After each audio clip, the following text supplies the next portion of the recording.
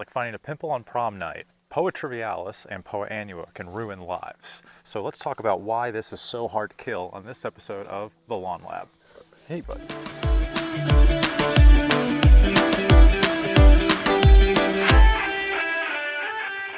So I had a customer come out and ask me about these weeds that keep growing in their lawn every single year, and their current lawn care company just said that they're going to keep spraying for them, but they really don't know what to do about it.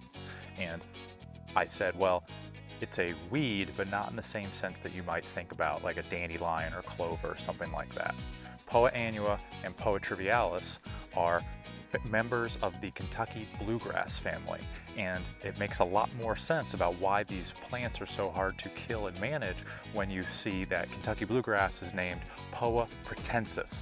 So they're all members of the same family, and these herbicides are designed to interfere with how the plant grows at like a cellular level, and it's just really difficult to design an herbicide that will affect Poa annua and Poa trivialis, but not our Poa pratensis or our good Kentucky bluegrass. You can identify Poa annua as a lighter green, wispier grass compared to the rest of your lawn. This is in a cool season lawn. In a warm season lawn, it should be very easy to identify because it will be growing a lot quicker than or earlier than your Bermuda or your Zoysia will be greening up. So you'll see it very clearly. It also has little white seed heads that should be cropping up as well. Like any hobby, you're going to start worrying about things you never used to even notice before, and that's the most fun. Poa trivialis is a little bit tougher to identify, but still clearly stands out when it's established. This is also known as rough stalk Kentucky bluegrass. It kind of grows in like a outward knot. It spreads out, and it will grow in clumps if you see it isolated in your lawn, but can also take over large patches. Let's first talk about Poa annua.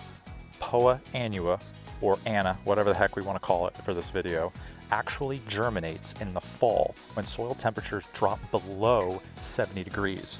Poa annua hates heat, so it will germinate in the fall and then it'll hang out all winter. It's not doing a thing, you can't even see it. It doesn't have all of these white seed heads up here. And then just as things are looking okay, just as you're starting to treat some weeds, then it's going to pop up and it's going to make itself known. So the best way to control Poa annua is actually to put pre-emergent down in the fall. Once those soil temperatures start to drop below 75, heading towards 70, you should be putting pre-emergent down to protect from this germination, and that will go a long way to eliminate it in your yard. Now, if you're looking forward to seeding or renovating your yard in the fall, please go ahead and seed. We always want good grass going into the ground rather than trying to eliminate weeds 100%. But pre-emergent is going to be your best defense against this. Okay, so telling you should have done something 6 months ago isn't really helping you now. I understand that. So two things you can do to help crowd out the Poa is one, mow taller so your turf is naturally thick and dense, and then two, you should be watering appropriately. Poa annua has really shallow roots and it doesn't want to fight very deep for water. So if you could water deeper and more infrequently, that would be another good way to help yourself against Poa annua as well. Another excellent tip for controlling Poa annua is that it often ends up in a lot of low quality seed mixes. I seeded this whole yard several years ago with just a quick mix that I could get at the store, and it was not weed free, it was not blue tag, and I did end up with a lot of Poa. I have not put fall pre-emergent down in this lawn in several years, but I've reseeded every year. I have continually just improved the seed quality that I've used, and the Poa annua is just naturally going away through other cultural factors. I have seen studies done about using tenacity, mesotrione, in half-rate, quarter-rate applications very frequently to treat Poa, like in baseball fields and highly managed turf. But for the average homeowner, I really wouldn't recommend you trying to do all of this grass surgery math to figure out how to treat this. Now let's talk about our Poa trivialis, or Poa triv for short. There is no pre-emergent that will keep this from coming back.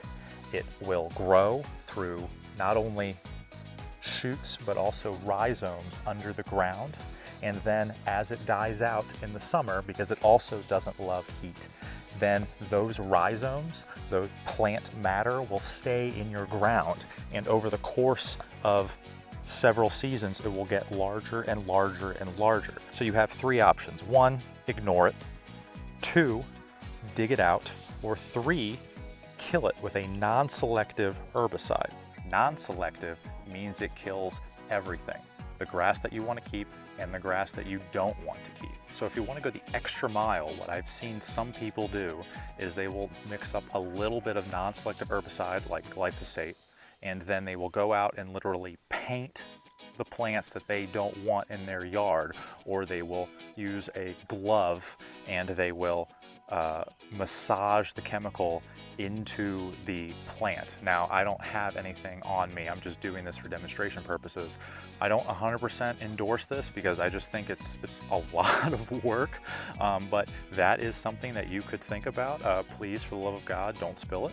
And also only mix up the absolute bare minimum you need, like maybe just enough to like get it on your hands like lotion, because that will then get into the plant and it'll work systemically. Now, as a guy who tries to convince people to give me money so I can kill their weeds and to keep their lawn looking good, I still always say the best way to get rid of a weed now is to pull it.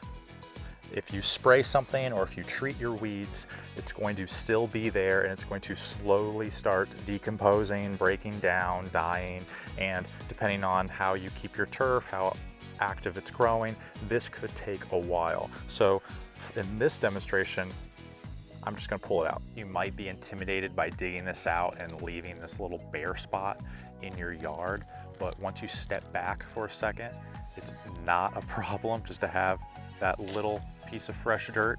Nobody's going to see it, and it will gradually fill in over time. Even with your cool season grasses, it will come back up and it will take a little bit of that space back.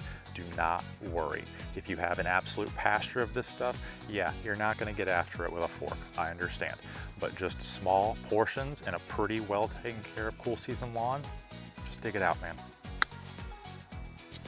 Hi, JJ here, just checking in. There is in fact a product for chemical control of Poa Annua and Poa Trivialis that you can use in cool season lawns.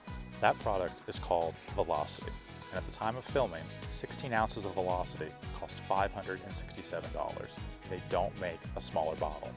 Furthermore, you only need 0.05 ounces of the product to treat 1,000 square feet. That means I can treat this entire 5,000 square foot yard twice every year for the next 30 years. So it just took me about 3 or 4 minutes there to get those 2 spots of Triv out of this lawn here. And that's what I'm trying to tell you, is that as long as you have a good stand of turf, those little bits, those odds and ends, aren't going to be as big of a deal as you think. We can't see the holes, we can't see where I was just tearing grass up. You should be looking at your yard as a whole. Ladies and gents, thank you once again for watching this video. Final thoughts: do the best you can to grow strong turf naturally and not depending on chemicals.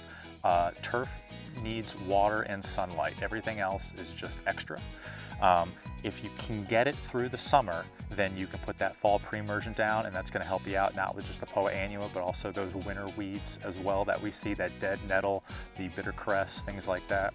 Poa Triv, that's always going to be a battle, but again, if you keep growing that dense turf and you just pull out odds and ends there, you're really going to have a lawn that's going to start working for you and be easier and easier to maintain over the course of several seasons. I'm JJ. This is Marty, and this has been the Lawn Lab.